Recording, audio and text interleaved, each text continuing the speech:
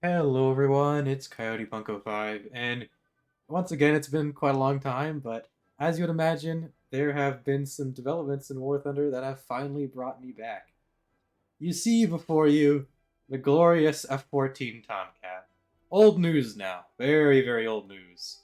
The hype is over.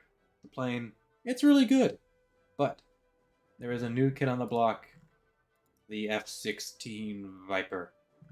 The F-16 Viper, a product of, where is it, of John Boyd and the picture. Look at that guy. The reformers who want to get rid of our radars and our night fighting capability. Uh, a glorious light fighter is now in War Thunder at the BR of 11.7.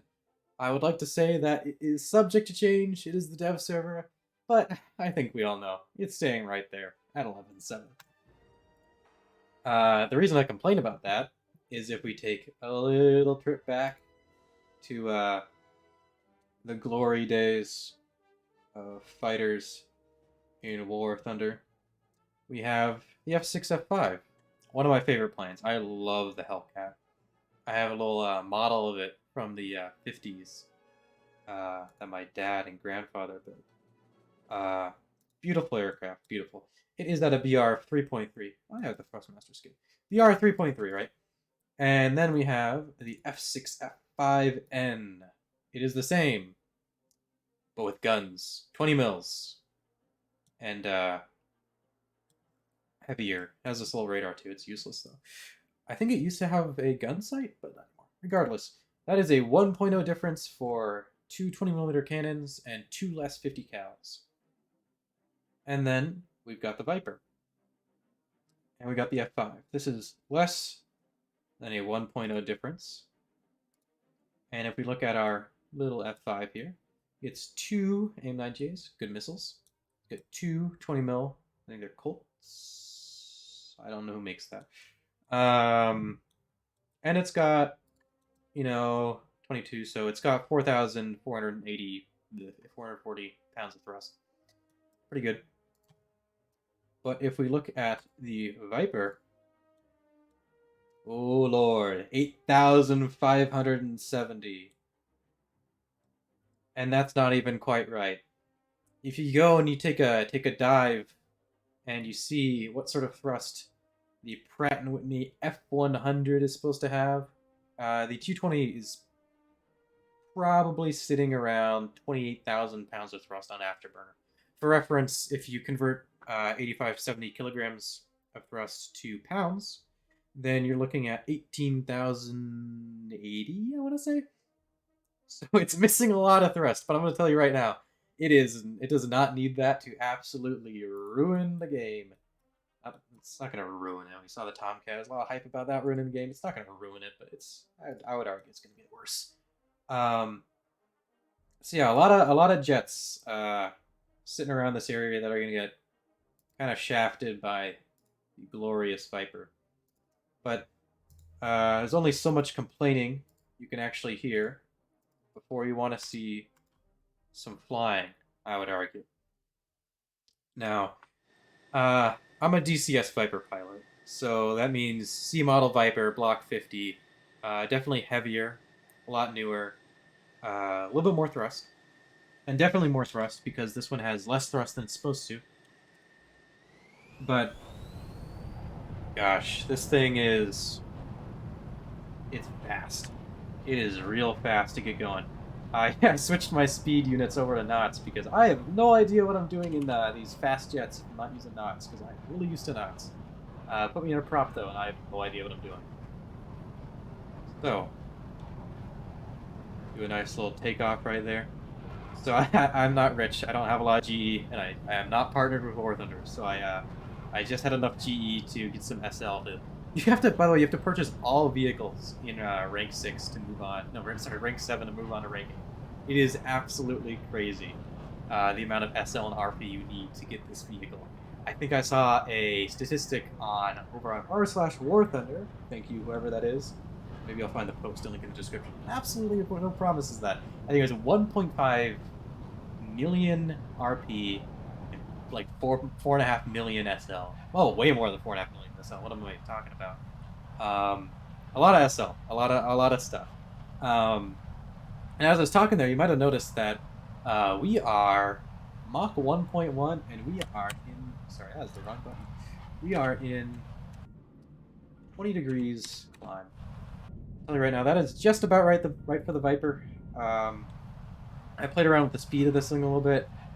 I think I have a reference for the test flights, so it should be performing at about max. And I'm getting up to about Mach 1.8 at 30,000 feet. So I'm going to say that it's probably underperforming in top speed. Probably because of the less thrust than it should have compared to the real jet. Almost 10,000 pounds less, actually.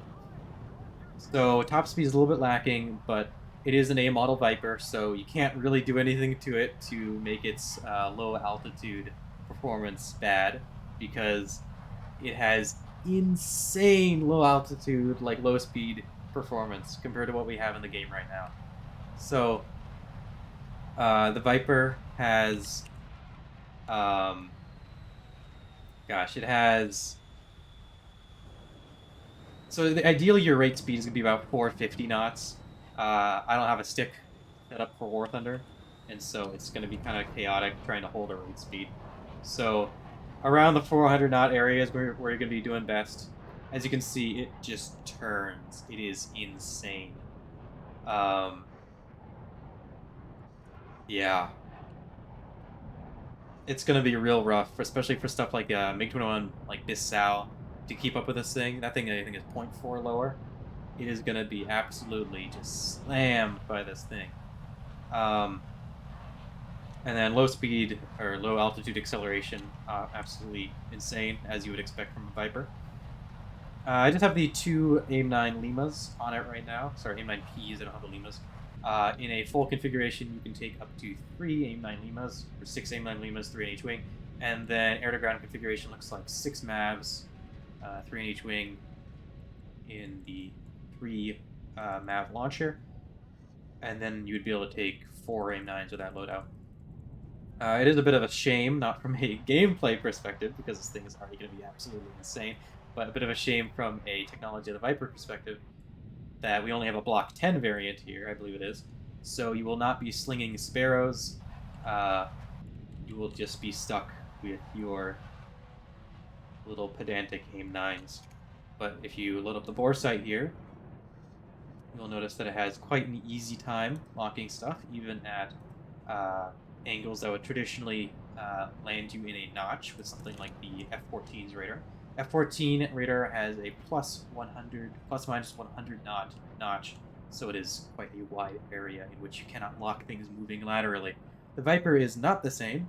While it does not have a nearly as large of a radar, its radar is a lot more modern and uses a lot better technology to get rid of things that does not want to see. And we're over water too, so it's like best case scenario. So no problems locking stuff, but we'll have to wait till a later variant to get a Sparrow. Or probably an F-15 next. get go all or nothing, right? 6 Sparrows, I guess 8 Sparrows, no AIM-9s, or 6 Sparrows, 2 AIM-9s, etc. But no, this thing is I don't know what to say. It's going to be real rough at top tier, I think. Also, with the A60, which, by the way, horrible deal. has a horrible looking pre-order camo. Don't buy it, please. Please don't buy it. It's such a horrible deal. If you want War Thunder to improve their policy with like buying stuff, then don't buy the A7, please. Tornado, it looks alright. MiG-29, from what I've seen, the flight model is not finished. I watched a dogfighting review of it earlier by someone who has more money than me and could buy some mods for these beasts and buy SL to get them. That doesn't look like it's finished yet, but these will be pretty equal fighters. I want to say that the MiG-29's probably going to be better, because the MiG-29, they both have very similar real-life performance. 24.5 degrees of AOA, both accelerate really well because they're light and have a lot of thrust. But I feel like the MiG-29's will be better in this because it has, R-73s, which is a better missile than the AIM-9L, at least in real life. I've heard that they have not adjusted the flare resistance as compared to the R60M, so we might see about how good it actually is. Speaking of missiles, not that it is actually a Lima, I would like to bully. I'm too close for missiles. Going for guns. Never too close for missiles when you can't hit anything. Yeah, let's break the sound barrier one more time. This is breaking the sound barrier 2, after all. The first time F100, and now coming back for more with the Viper. Never thought I'd see the day. Absolutely crazy. Anyways, I think this is probably a really bad situation for War Thunder to be going into. We don't have maps big enough. We don't have decompression yet. We've been asking that ever since I started playing back in 2016, and we have still not gotten it yet. So we're doing good in that respect. We now have Vipers that can face like mid-model MiG-21s, so that's great. Yeah, I think this is a slight disaster. I'm as hyped as anybody for these aircraft, but I am not happy. I am not happy at all. Anyway, that's my take on the whole thing. I hope you enjoyed breaking the sound barrier too. And I'll be back in the next couple of years for another video. Thank you, and goodbye. Me in post here, but still looking at the Viper. As always, I would like to make a little note about some real-life history of the Viper and its opponents. So, an argument I've often heard about kind of against the supremacy of United States air power is that we've never really faced an opponent that has a good enough air force to actually counter our own aircraft. And I think that's absolutely correct. I think the combination of our military budget, our aircraft, and our training makes it very hard to compete with us. But in War Thunder, the F-16 will be fighting the MiG-21, which is the aircraft which people often complain about not being fair in real life for this thing to face. People who care about real-life balance disagree with this thing being able to face the MiG-21. And here we have a game, an idealized universe of gamers in their chairs, flying Vipers, and they'll be facing MiG-21s. See you later.